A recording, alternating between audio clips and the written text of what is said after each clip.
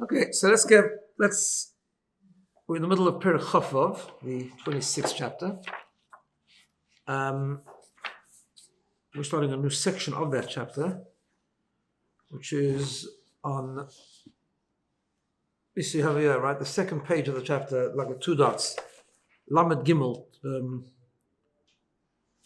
4 lines from the bottom. Just to quickly recap, so Perek Chafov starts 26 starts a new section of Tanya.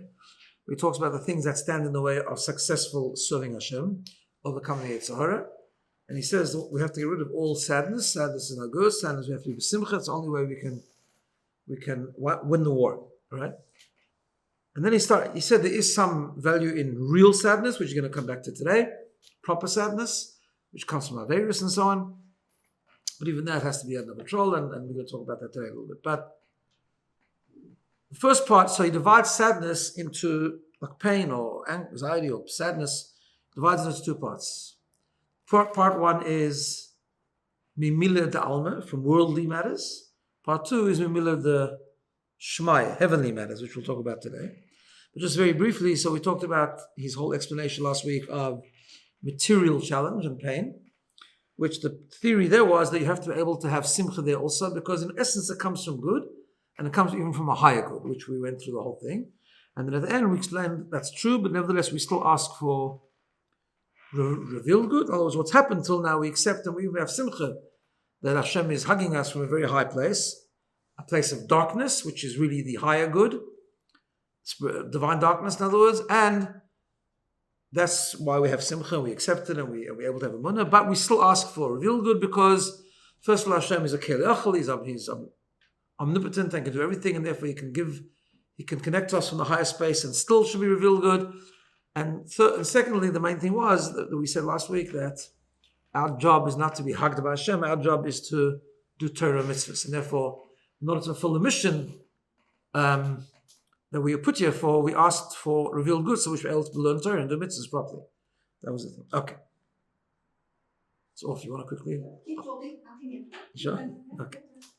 Now, here comes the next section. He says like this. Now, but if a person is upset, right? He's upset that he did Averis. He's upset. He's feeling sad from heavenly challenges, spiritual challenges. He did something wrong. He did an Avera.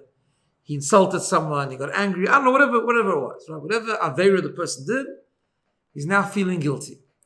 So he says, "Sarich loshis eitzois benafshoy." You have to really strategize. Lipoter mimeno, to get rid of it. That sadness. Now, let's just break that down. Why? So first of all, the strategy that he talked about, sadness from physical, material challenges, is not going to work here. Why? Because there the point was that the challenge is really good. It's toiv hanelam, it's a hidden good. You can't say that with spiritual things, because it isn't good. I did something wrong. I did something against Hashem's will. That's not good, that's klippah. Yeah, they're working. That's okay. Yeah. Right? So therefore, that's not going to work. That strategy of contemplating that really Hashem is hugging us, really is giving us a connection from a deeper place, and hidden good, and alma diskasi, and all these things we talked about last week, it's not going to work here. Number 1. Number 2, we also have to understand what he's asking here, because give me 1 second, because there was an explanation and I want to know where it comes in. Okay. Because the Alter Rebbe did say in the beginning, when he said that we can't be sad, he did quote a pasuk from Mishlei that said, "B'chol eitzav yeh Moshe," there is benefit in sadness, right? Because the broken heart that he talked about is a good thing. In other words, feeling discomfort and feeling in pain from having gone against Hashem is actually a good thing. In fact, not only it's a good thing, it's a necessary component. because that's the only way you can form of tshuva. You can't grow if you're not feeling comfortable. But it's even deeper than that at a spiritual level. It's the way to break the klippa. When you do an avera, we create a barrier between us and Hashem. We create certain impurity. Every avera has consequence, spiritual consequence, a stain on the soul, a tumor that in turn leads to more problems because it blocks up our heart. In other words, it spiritually clogs us, clogs the system. So in order to break that, the pain that we feel actually does that. It breaks the klippa and it cleanses the impurity and so on and so forth, right? However, he's still saying that we really have to... Hi. That's okay. He's still saying we're just starting these two dots over here, right? He's still saying that we have to look for ways to get rid of it. Why? Because the Alter Rebbe said that's true. It's true that it has benefit, right? And we'll see. But he said it's only if it's, first of all, it has to be genuine. And we'll see what that means. Actually, the genuine definition is actually quite deep, actually. It has to really, it's not about anything else, but it's about the fact that he was distant from Hashem, right? And second of all, it's only at certain times in a very controlled way. Okay? Which we'll talk about more soon. But the bottom line is that if it comes to you suddenly, it's not good. It's got to be in a controlled way. He'll talk about it in more detail soon. So that's why he starts off by saying, number one, you have to be with simcha. Number two, you have to therefore strategize how to get rid of sadness or pain, which comes from spiritual challenges. And you can't use the previous strategy because it's different. The previous strategy was that the pain is actually good. Here, in other words, the cause of the pain is actually good. The suffering is good. It's coming from a higher place. Here you can't do that. The suffering is from a virus, and therefore that's not good. Okay. So he says like this. Ein sarich loymar. For sure you have to get rid of it.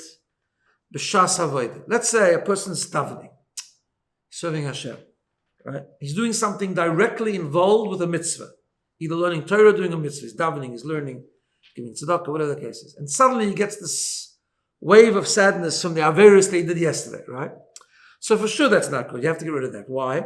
Because right now you're serving Hashem directly, and we know shetzarich lavod Hashem b'simcha v'tuv levov. You have to serve Hashem with simcha. It's not going to work. So it's definitely not the time for this now, right? Okay. Hello. However, he says, we really need to understand that even someone who's in business, for example, and right now he's doing something fairly mundane. Okay, it could be he's doing it for the sake of Hashem and all that, but he's not involved in avodas Hashem, right? Im neufel loy eitze v'daga memile de alme memile de shmaya b'shas hasokol. If he suddenly gets a sadness or an anxiety from a spiritual challenge or spiritual deficiency while he's doing the business, he should know he should know that it's actually a scheme of the Yetzer Hara in order to plunge him into further and deeper temptation. Now, there's a lot to break down. Let's go through this slowly.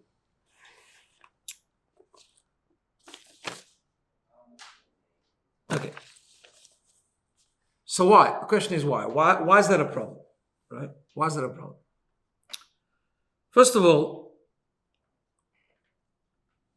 when a person is guilty or in pain or sadness, right, that he's done something wrong, not necessarily, in other words, Alter Rebbe said in the beginning of chapter 26 that there is a concept of genuine sadness, which can be beneficial, right? So we're saying, okay, if it comes when you're serving Hashem, then it's not good, because you have to serve Hashem with simcha. How about if it comes different time? You're doing business. So what's wrong? I feel genuine sadness that yesterday I went against Hashem. So maybe it's a good thing. So the emphasis, first of all, is on genuine sadness. Genuine sadness. What does genuine sadness mean? Not every time a person feels in pain that they went against Hashem, is it a genuine sadness? Because not always it comes because of God. Sometimes it comes because of the person. In other words, there's a certain ego there. In other words, I want to be perfect. I want to serve Hashem in the correct way. Right? And now I'm upset that I messed up. Now, if a person he wants to live a life of meaning, of purpose, of goodness, that's a very good thing. And for an average person, it's good.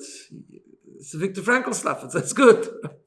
But actually, it's not really complete surrender to Hashem, and it's not real avodas Hashem either. I've worked it out that I want to serve. I want to live a life like that. I want to live a life where I don't talk Lashon Hara and I don't get angry and I keep Shabbos and I keep Kashrut, all these things, right? Now I feel upset that I messed up, right? That's actually not a genuine sadness. It's a very important thing. It's a very deep thing. So I want to just break it down a little bit. I was going to say something, I just forgot. Give me 1 second.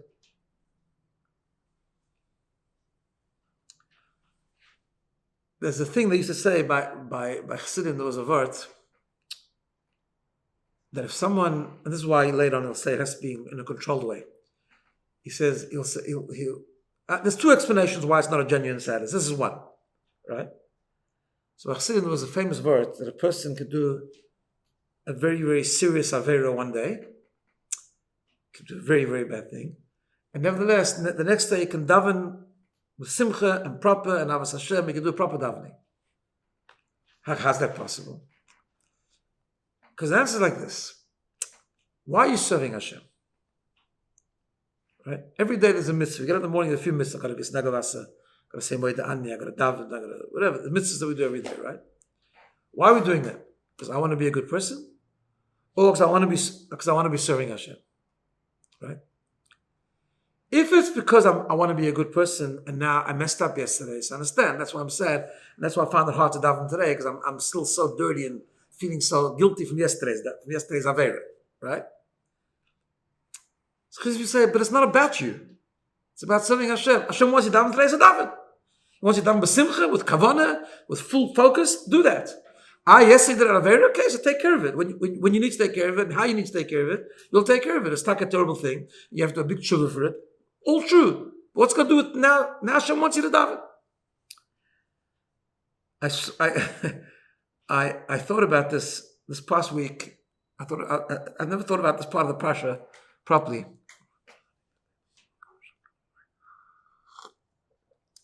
In last week's Pasha, it's a section that not a lot of people talk about. We all know the story of the Meraglim. They went and they said bad about Eretz Yisrael, right? And then Hashem got really angry with them because they panicked and they didn't have Emunah and so on. And they were very upset. The Yidden were upset that Hashem was angry with them. The next day, says the Pasuk, there was a people called the Ma'apilim. It's a famous little section. Ma'apilim were the people that said, okay, you know what, let's go. Hashem wants to go to Eretz, we're going to Eretz Yisrael. Moshe Rabbeinu says, V'hilo Sisa, you're not going to be successful, don't go. Hashem said not to go. Hashem said you're stuck in the Midbar for 40 years. And they went anyway, and they got attacked, and it didn't work. Right? What's the pshat? I think it's a little bit this idea as well.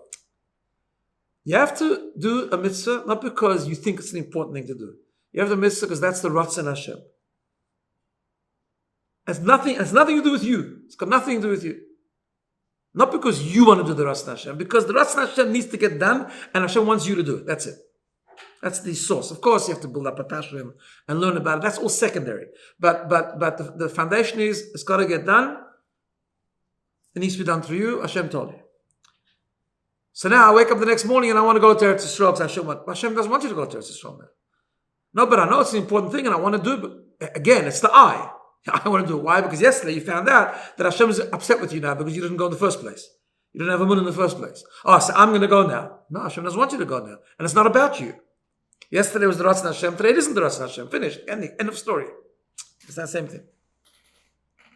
So that's the word. Oh, yes, I know what I want to tell you. So also, my father-in-law always used to say this over. That Chassidim used to say that there was, I think it was Aristotle, if I'm not mistaken. If I forgot the story right. There was one big philosopher who didn't believe in God at the end of it. He did believe in God in a culture where he came to believe in God, and a culture where it was very, very strong pagan worship, and then he got killed for it. Was that Aristotle or was that Plato? I don't remember which one it was. Anyway, one of them. Whatever. So the story that he used to say is like this. That he came up in heaven, and they were very shkoyach, thank you for dying on Monday, right? So, so he said he wants a place in Gan Eden next to Avraham Avinu. Why? Avraham Avinu gave up. He went to Mesiras Nefesh. He gave up his son for the Akedah. And I also went to Mesiras Nefesh. I got killed for belief in Hashem. Right? So they told him, you and Avraham Avinu have no connection to each other. Why? They told him that Avraham Avinu, he gave up his life to serve Hashem, or he gave up his son to serve Hashem. You have Mesiras Nefesh, whatever the case is, right? You just replaced one temptation for another. What does that mean? Avraham Avinu, we know, reached a very high level of emunah. When it came to the Akedah, it actually made no sense whatsoever. In fact, it went against everything that he stood for. He lived his life gearing up for monotheism and teaching monotheism, and he had a successful Kiruv center, and he was Makar of all the people there. What would have happened if Avraham Avinu would have killed his son in the Akedah? It would be business over, bankrupt. Everyone would have said, that's what you've been teaching us? Or to kill you? That's what you've been trying to influence us? That would be terrible. It made no sense. It didn't make any sense in terms of the overall mission of teaching monotheism. It made no sense. And Avraham Avinu said, he gives us in the morning, let's go do it. Why? Hashem said so. That's all. Finish. End of story.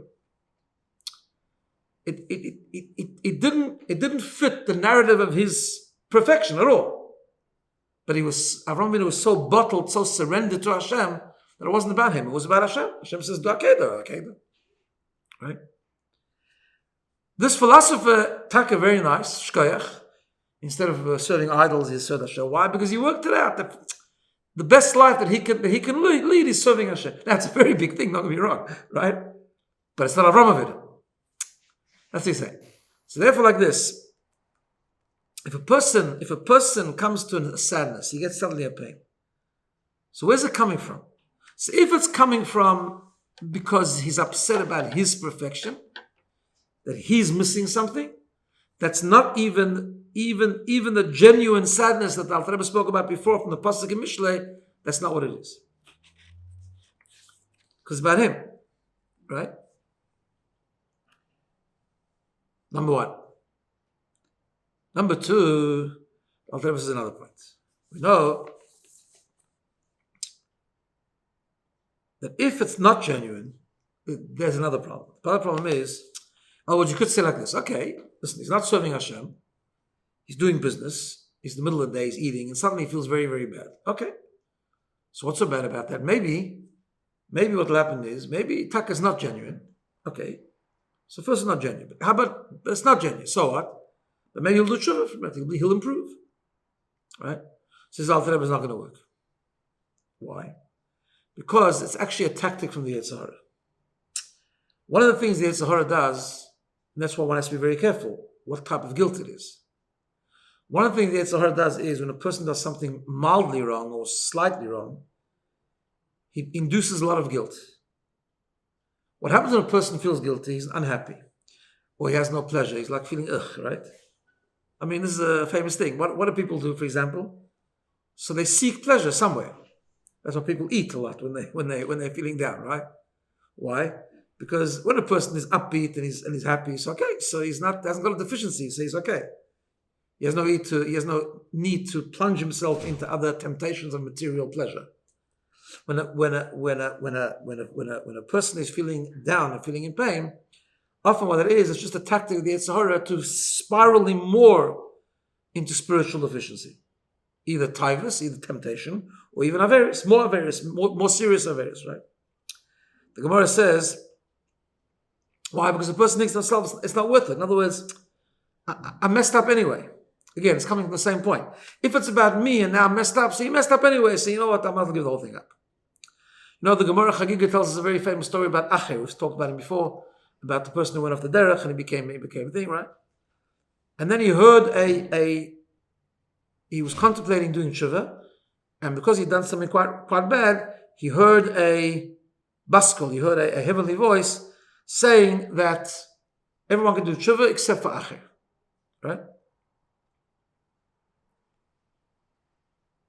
So he said like this, he said,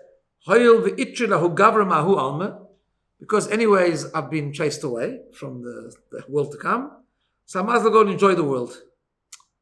In other words, there was something wrong with these mitzvahs to begin with. You understand?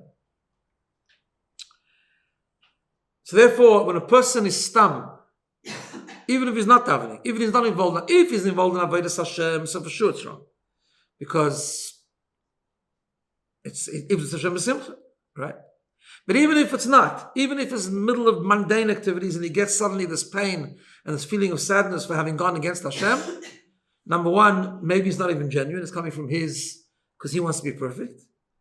And two, it's a tactic of the Yetzer Hara. Right? Many Sforim talk about this idea of Yush, giving up hope. And giving up hope is the worst Yetzer Hara that's possible. And often the tactic of the Yetzer Hara is he gets you to stumble in something minor and then makes you feel bad, so you should stumble in something major. Right? Okay. As we say, B'yodua it's known, Shutachbulas HaYetzer, it's just the tactic of the Yetzer Hara, Kedei la'apilo, in order to lure him, in other words, in Taivas, Chas v'Shalom, in other temptations, as it's well known. Now, what's the proof that it's like that? What's the proof? It says, Shim loike, because if not,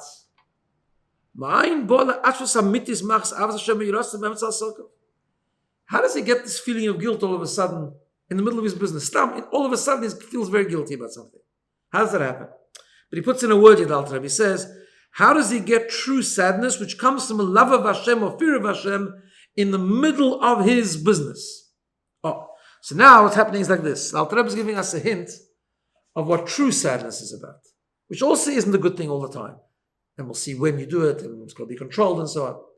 Genuine sadness from having gone against Hashem doesn't actually come just from doing an Avera. You actually have to make a cheshbon, you have to contemplate. You have to remember the love of Hashem that you have to Him and He has to you. You have to remember the fear of Hashem, you have to misboin, and you have to reflect on the right. Part of the whole process of tshuva is actually His bonus. It's a real reflection of what did I do? I love Hashem, and my neshama really intrinsically loves Hashem, like we learned before in Perek Ches. We have the hidden love of Hashem. I would never do Avodah Zarah, right? All that stuff that Alter Rebbe talks about before. And because I did an Avera, really I distanced myself from Hashem. And through that reflection, that process, you give birth to pain. Yes, you give birth to pain and upsetness for having gone against Hashem. That is genuine pain, right? But when a stump just flies into your head in the middle of doing something, where does it come from? The Yetzer Hara. Because genuine pain from doing an Avera, from a heavenly challenge, in other words, must come from a focused processing. You've got to process it intellectually.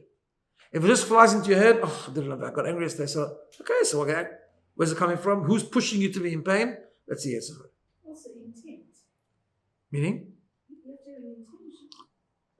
To be exactly sure, right. So you could say, why have to have intention? I did something, so I'm feeling upset about it.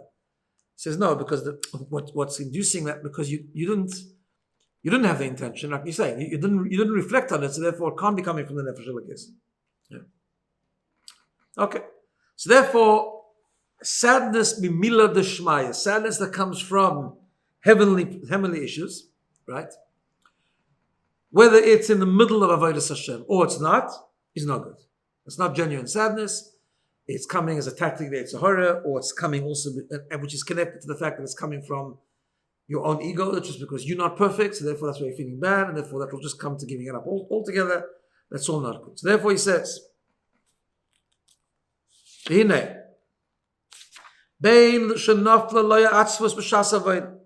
therefore, whether the sadness or pain comes when he's serving Hashem, b'talmud Torah, when he's learning Torah, or he's davening,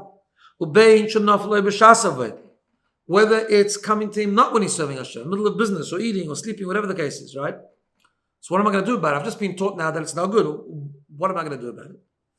Zois yosim el liboy. This is what you have to do. What do you have to do? You have to just say to yourself, Ein hazman gromo ka'eis l'atzus amitis. It is not the time now for genuine pain. Afilu l'daigis avoinus chamurim chas v'shalom. Even for very severe averis, even if there's something really terrible, this is not the time to feel bad about it. Right? Now, it's interesting to say, that's the strategy, which is completely opposite of the strategy we learned before. Look, before, we didn't say get rid of the sadness. We said, no, think about it, reframe it.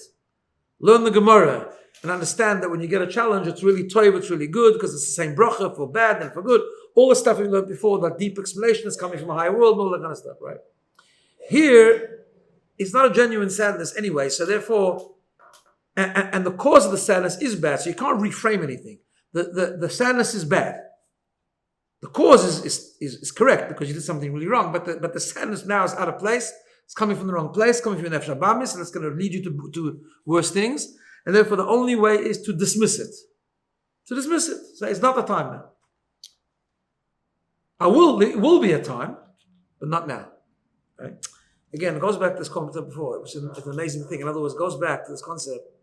The Torah mitzvah is not about me. It's about a bittul, surrender to Hashem.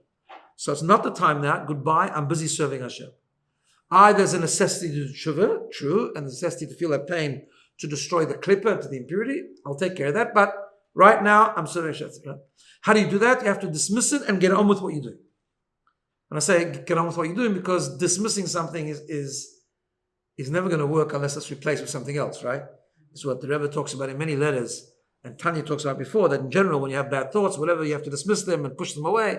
But of course, that's called hesach hadas. It's pivoting away from the thing in order to not even think about it, dismissing it, but you can't just dismiss the thought because we're thinking the whole time. It means divert your attention to something else. In this case, divert your attention to what you're doing. If you're doing business, do business. If you're doing davening, do davening, right? Do what you're supposed to do, what your mission on earth is. Obviously, you're not doing business for an Aveira, you're doing business for the right reason, you're doing it in a kosher way, and so on and so forth. So do it. Just get on with it. Dismiss the thought, this is not the time. Why? Because what I am doing is part of serving Hashem, even in business. It's ultimately part of what Hashem wants from me, if I'm doing it correctly, for the right intention. And when I'm feeling pain, that's not right, and that's not coming from a good place, and therefore goodbye, and I just do it, right? So what am I going to do? You have to say to your sadness, say to your pain, it's not the time now. Rak l'zois, for this genuine pain, tzaruk kvius itim v'shasa kosher. You need a set time. You need an appropriate time. B'yushav hadas, with calmness, with focus, and like you say, with intention. Right?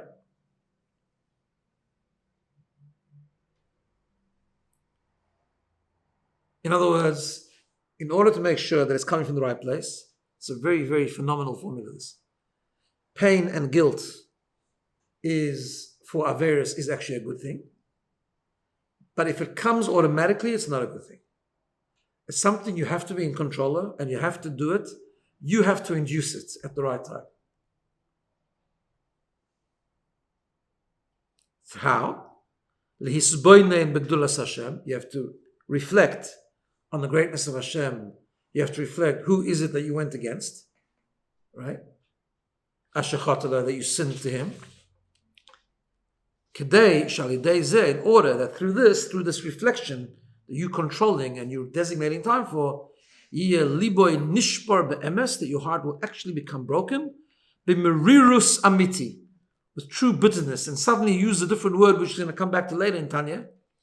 He says not really sadness, it's merirus. It's a sense of urgency. Sadness is despair. Despair is what comes automatically. Right? Because despair comes from you. It's your own insecurities, your own sadness. It comes from your own ego. And therefore your ego was punctured or deflated, so you start despairing. I give up. This is something I'm intentionally doing, so I want to do tshuva. You induce pain, real pain, genuine pain, at the right time, but it actually doesn't lead to atzvus, it leads to merirus, right? In other words, I don't want to be like this. I want to fix this. I want to reconnect to Hashem. I realize I've made myself distance from Hashem, so I want to connect. I want to reconnect to Hashem, and so on and so forth, right?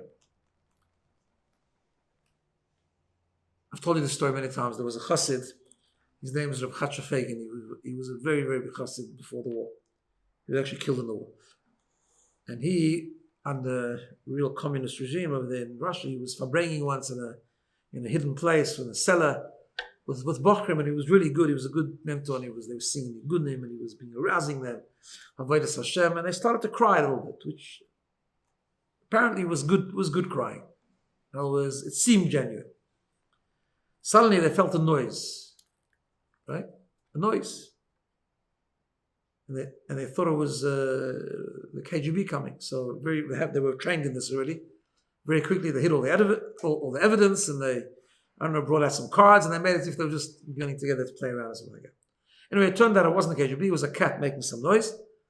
So okay, so danger over. It was a false alarm, and they now they brought out the cake again, and the zoinus, the mashka, I don't know exactly, and they got together and they wanted to try to recreate this atmosphere of the Fabrengen. And when they started to do this, Chashvegen gave him a whole telling off. He said, this is not the way it works, he says. When it came to, we're talking about a deficiency in Avodas Hashem, so you're crying. When it came, when you thought there was a threat, you did something about it. Okay, let's bring out a point. They were very, obviously it was genuine, but let's bring out a point. The point is that Merirus, there is a place to feel pain, but it's about positive pain. It's bitterness, not sadness. It's not despair. It's about, it's very painful. Now what am I going to do about it? Right? Okay, so this has to be at a particular time. Now, which time should it be? If that's the case, which time should it be? And this time is explained in other places later on in the Alter Rebbe, in the Igeres HaTshuva. So in some places it says that the time to do this is Tikkun Chatzos, which we don't do nowadays, which is midnight. Because even though midnight really, I think we've mentioned Tikkun Chatzos before, even though midnight is a time that some tzaddikim used to get up in the middle of the night to cry about the Beis HaMikdash, about the Golus of Hashem, Hashem's in Golus, says there is also time to reflect on your own Golus. In other words, where Hashem is in Golus within your own Beis HaMikdash, you've done the wrong thing. Okay, nowadays we don't do it. So therefore, other places it says bedtime Shema is a good time to do this. Not every night, but once in a while, before Rosh Chodesh, Thursday night, whatever. Elul, Yom Kippur, these kind of designated times. So that's the only time it could be genuine sadness. Even the genuine sadness we said before is beneficial, as the Mishlei says. First of all, it's a means to an end. The end is simcha, but it's a process. It's a good thing because it brings you to real tshuva, and also it dismantles and smashes the klippa and the impurity. But it has to be focus with your intention. You have to control it at a certain time with the proper reflection, which is designated times, and that's it. And then he says, with that, V'sham nisbair gamke. What's a sign of this? That it's not the spin. Actually, it's really genuine sadness. V'sham, and over there in Igeres HaTshuva, where he says what the designated times are, he says, nisbair gamke, it's also explained. Even when your heart is broken in those small designated time windows, right? When you finish doing that, then you have to say goodbye to the sadness. I have to say no. Why? Because you have to believe with complete emunah that Hashem has wiped away your sin. If you've come broken from it and you're genuinely sorry, Hashem has forgiven you. As we say in the pasuk, "V'rav lisloyach," Hashem forgives abundantly, and explains in Tanya and later on in Igeres HaTshuva. What does it mean that Hashem abundantly forgives? It means that by a king of flesh and blood, if you do something wrong and you're asking forgiveness, he'll forgive you. You do it a second time, he might forgive you. But you start doing it 2, 3, 4, 5, 10 times, he's going to stop forgiving you. Hashem is not like that. We say every day in Amidah, Chanun hamarbel islech. Hashem abundantly forgives. Even, doesn't matter how many times you've done it and you failed, he knows you're a human being. You didn't intentionally do it, you made a mistake, your Yitzhahara got in the way, whatever the case is, but you do tshuva. That's how we do tshuva every single year, every single day, really. And we believe that Hashem really, really forgives. Again, it's coming from the same point, because who's it about? Me or Hashem, right? If it's about that I went against the Ratzon of Hashem, you need to believe in Hashem. It's not about my perfection or my dignity or my completeness or my image. It's not about that. It's about Hashem. So you have to believe that when you do proper tshuva, Hashem completely forgives you.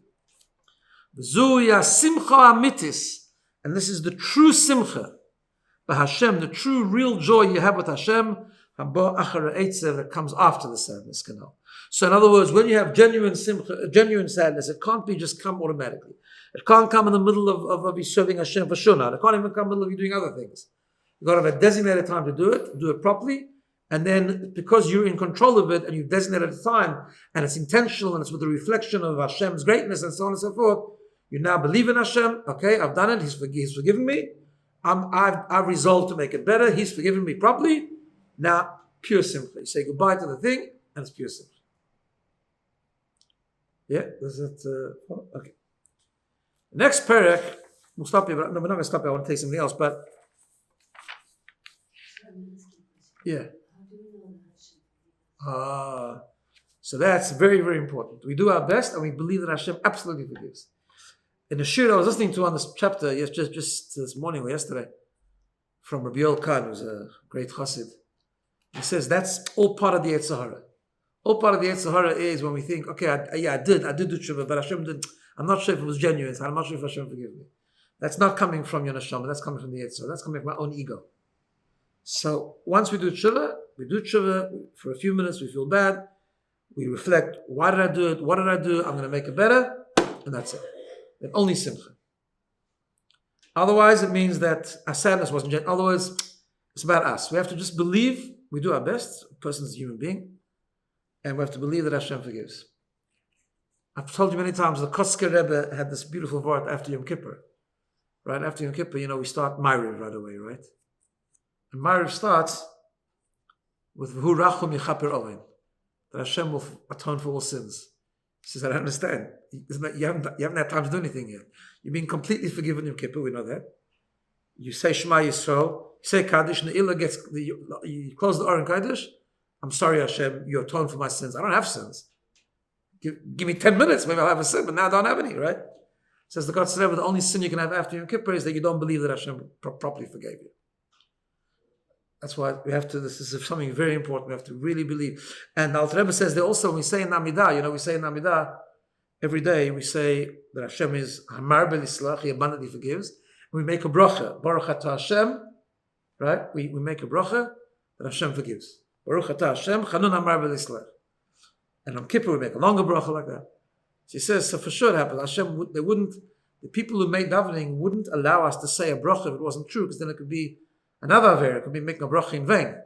So the fact that we make a bracha, we say Baruch Atah Hashem, we use Hashem's name, that He abundantly forgives, means that He absolutely abundantly forgives. Otherwise, how can we make a bracha like that? If we're not sure, how can we make a bracha? We make a bracha because we know that Hashem forgives.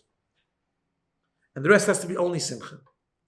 So even a little bit of genuine sadness, that's only in this way, in this designated time, and then it's got to be followed by the main thing, we're serving Hashem with great joy. I want to spend 10 minutes. That's the end of the parak. We'll start next parak next week, because next parak he talks about a different type of pain, different type of guilt actually. But it's not he's upset that he did something wrong. He's upset how come he had an inappropriate thought. Like suddenly I feel like jealous of someone, and then I beat myself up. How could I have had that thought? Okay, so that we'll deal with next week. But I thought just because it's Gimel Tammuz this Sunday,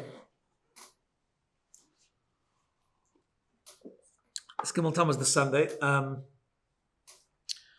want to share with you an idea that the Rebbe once spoke about on Gimel Tammuz, but that was a different Gimel Tammuz. It was Gimel Tammuz before Gimel Tammuz. Gimel Tammuz in the Hasidic calendar was always a special day, at least in the last generation, because the previous Rebbe, we know, was imprisoned in Russia, and it was very serious for spreading Yiddishkeit. And what happened was that eventually, miraculously, through all kinds of intervention, he was saved.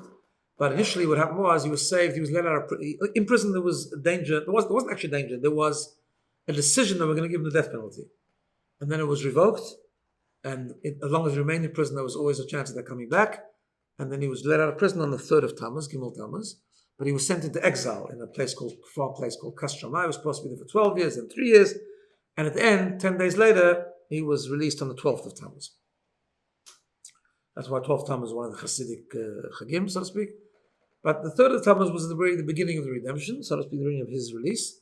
And the Rebbe would often talk about it. So one of the Sikhs, the last one that the Rebbe spoke about in 1991, 1992 was already after the stroke, but in 1991 the Rebbe spoke about, it was a Shabbos, and he spoke about Gimel Tammuz, and he said an idea also to do with last week's Parsha, about that is very typical of the Rebbe and also really resembles the Rebbe's mission and the whole, it's very connected to real Gimel Tammuz, always Gimel Tammuz a week in February. And the question was like this, we learned in last week's Parsha, so it's two questions which have one answer. We learn in last week's Parsha like this, that after the story, this coming week's Parsha, story of Korach, right? We learned that Korach challenged the priesthood of Aaron HaKohen, if he was wanted to be the Kohen Gadol, but he wanted to be the Kohen Gadol, whatever the case was. And then he was swallowed up in the earth, and Hashem said the next day, I want you to make a sign for all the Yidden that Aaron is the chosen Kohen. So the Chumash tells us what they're supposed to do. Each tribe had to give the leader of each tribe had like a stick, a staff or whatever. They'd take a staff from each tribe, and then Aaron would give his stick. He also had a stick, and they put them in the Mishkan, in the Kodesh HaKadoshim, overnight, and then see what happens. The next day, all the sticks were taken out. All the sticks were regular the way they were yesterday, but Aaron's stick had almonds on them. Okay, whatever the symbolism of that is, and why almonds, whatever, but it had grown almonds, and that showed that he was a Kohen and he was the chosen one, etc. But if you look carefully in the Psukim, it says, not that just almonds were there. It was a miracle, obviously, right? But the miracle was a different miracle. The miracle was, it takes 21 days for almond to grow. In fact, one of the fastest growing fruits. The miracle was, it actually grew, the stick grew almonds. It grew almonds. It went through the whole process of the growth of almonds, which is, had flowers and blossomed into buds, into flowers, and it grew almonds, and that was the mess. The Rebbe says, he asks a question, very simple, it's a very strange thing, because if Hashem made a miracle, so then there's no limits to the miracle. The miracle didn't have to be that it grew almonds, the miracle could have been that there were almonds there. Hashem put almonds on the stick. Why did it have to grow almonds? Right? He asked a similar question with the whole story of the previous Rebbe. The previous Rebbe, I think it's very related to what's going on now as well. The previous Rebbe, his story of his release was miraculous. If you know anything about the communist Russia at that time, they didn't care about anyone or anything, and they killed people left, right, and center if it was against their. They weren't at the time. They weren't worried about being toppled or about being revolutions. They were very, very powerful. 1927, communism was very, very powerful. And yet somehow miraculously the previous Rebbe was released, but then he had to go into exile, and he went to exile, and it was diminished, and eventually he was completely released, but still even then he had to go out of Russia because they didn't want him around Russia. So it was a miraculous thing, and it's a ness. But the same question, if it was a ness, so why a ness like that? Hashem just made a ness. If you wanted to make a nest, if the previous Rebbe should be free, just boom, finished. End of story. They all disappear, they die, I don't know, whatever has to happen to them happens, and he's a free man.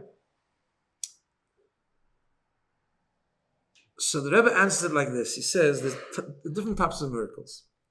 Because there's another miracle that happened on Gimel Tammuz in Tanakh times, Yehoshua. Famous story. It says in the book of Yehoshua was fighting a war, one of the wars that Yehoshua fought in conquering the land of Israel.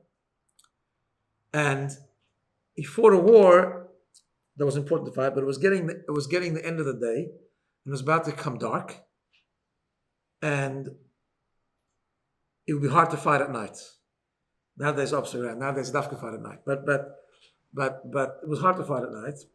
So Yeshua turned to the sun and he said, "Shemesh begivoin doim." The sun in Givoin should stay still. And that's what happened. The sun didn't set. And it continued on, and he finished the war. So the Rebbe explains the miracle. He says there are two ways to explain the miracle. Either the world continued with all its galaxies and planets that continue the way it normally does, just the sun continued to he says, no, the Pshat's not like that. The Pshat is that actually the sun, the nature changed. In other words, the whole cycle of the sun altered it. It was a big miracle. Normally it's supposed to set at 6:30, and the process of all the planets and the orbits and everything like that, it set an hour later, 2 hours later, whatever the case is. Amazing miracle. Says the Rebbe the same question. If Hashem wanted to do a miracle, let's just finish the war right now. The enemies could have just fled if you wanted to make a miracle, right? So the one answer that Rebbe gives for all these things is the following. When you have just an outright miracle, a miracle like Kriyas Yamsuf, right? Splitting the Red Sea. There was no nature involved. It was just completely ignored nature. Beautiful miracle, amazing miracle. Yeah? The problem with that is that the nature and the miracle have nothing to do with each other. Right? Nature didn't facilitate the miracle. Nature was pushed away so that a miracle was replaced by a miracle. These other miracles by Aaron is a different type of miracle. It's a miracle, but it's a miracle that miraculously is being facilitated by nature, which in itself is the greatest miracle. In other words, Aaron's stick didn't just have almonds. Aaron's stick presented the natural process of growing almonds. Nature facilitated the miracle. You see what I'm saying? Same thing with the Friedrich Rebbe. Yes, Hashem could have just said, there's no prison, there's none of this, you're a free man. Miracle. No. The process was a natural process, but miraculous, clearly miraculous. But it was nature facilitating the miracle, and the same thing with the war. The war that Yeshua had to win, nature had to facilitate that war. They won it miraculously, but through nature. So it wasn't that just the war's over. No, the war continued, but it was defeated, was won in an absolute miraculous way. So nature facilitated the miracle. Was a death behind this? Death behind this is very simple, because that's a much deeper miracle. When you have something supernatural pushing away something natural, that's because infinity is replacing finiteness. But when the finiteness is facilitating the miracle, the finiteness is changing, which is really the whole point of the world. The point of the world is to let Hashem in this world. There's no point in killing the nature. We have to have some of those miracles too, so we can see the wonders of Hashem. But the point of it is that no, the point of this world is to bring Hashem, who transcends nature, miraculous, it's transcendent, it's supernatural, into what? Into nature, not to replace nature, but that nature should facilitate the home of Hashem. Right? And that's what he explained. That's why the stick had to grow almonds. That's why the word to find. By the way, it's very interesting. I mean, I think we're seeing something very similar now. Right? There's no without a question that there's amazing miracles happening in Israel. But there's a war. Well, apparently they announced this morning some sort of ceasefire, but there was a war at least. Miraculous? Absolutely. There's been amazing miracles, but there's a war. Right? But I think coming to Gimel Tammuz, really this point is an unbelievable point. It's not just about an explanation in the Parsha. It's really the Rebbe's whole mission, because the Rebbe explains in the first Maimon the Rebbe said, Yud Shvat, when he became the Rebbe, and he referred to us as the seventh generation from the Alter Rebbe, and that's based on a medrash that when the Shekhinah, when the Divine Presence went away from the world in the very beginning of creation, there were 7 miracles, or 7 Averis, starting from the first one of Adam and Chava, and then the Enosh and the Mabul and the right, and they pushed the Divine Presence away. And then the Divine Presence came down slowly, right? Came down. So, came back down, yeah. But through 7 tzaddikim, and Moshe Rabbeinu had Matan Torah, he was the 7th, and he brought down, so it came down from the 7th heaven to the 6th heaven, the 6th heaven to the 5th heaven, and it goes to all the heavens, and then it came down to this world by the 7th. And the Rebbe sort of connected this to the whole thing of the Alter Rebbe, that we are the 7th generation of the Alter Rebbe. It was a very fascinating event there. My father was actually there when the Rebbe sort of officially took upon himself the leadership, right? On the one hand, he said he's not the Rebbe, he's just like the Rebbe's son-in-law, and okay. But it was very clear, like it's a new generation, it's a new mission. Because what's the idea? It is like this. The Alter Rebbe, when he made Tanya, also began this process. What is Chassidus? Chassidus is taking something which is transcendent, really. It's about emunah. It's higher than seichel, really.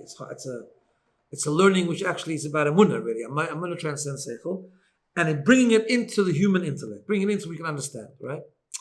Now, he took something higher than the world, bringing it into the world, but it started off by bringing it into the brain of the human being, and then becomes more and more explained, and then other Rabbeim brought it down even more and made it more accessible to the masses, and so on and so forth. When it comes to 7th generation, the Rebbe's generation, which we are still part of, it went to a whole new level. The Rebbe said, now we have to actually go out into the world and bring the real product, the actual essentially authentic product, but now it has to be facilitated by the lowest form of worldly existence. Right? That even a Yid who's far away and a Yid who's somewhere in who knows where, that doesn't on the surface have any connection. And it's a world where we go into the hustle and bustle of the cities that are not very compatible with godliness. And there we reveal Hashem. That's the idea of the stick of Aaron growing blossoms. In other words, now that's the connection. The connection, that's the fulfillment before Mashiach. That's the ultimate fulfillment of the mission of the world. That the world will start to recognize Hashem's greatness. Not just that it'll replace it, or not just it'll be in the human brain, but it'll be in the world. And that's very much connected with this idea that the Rebbe explains.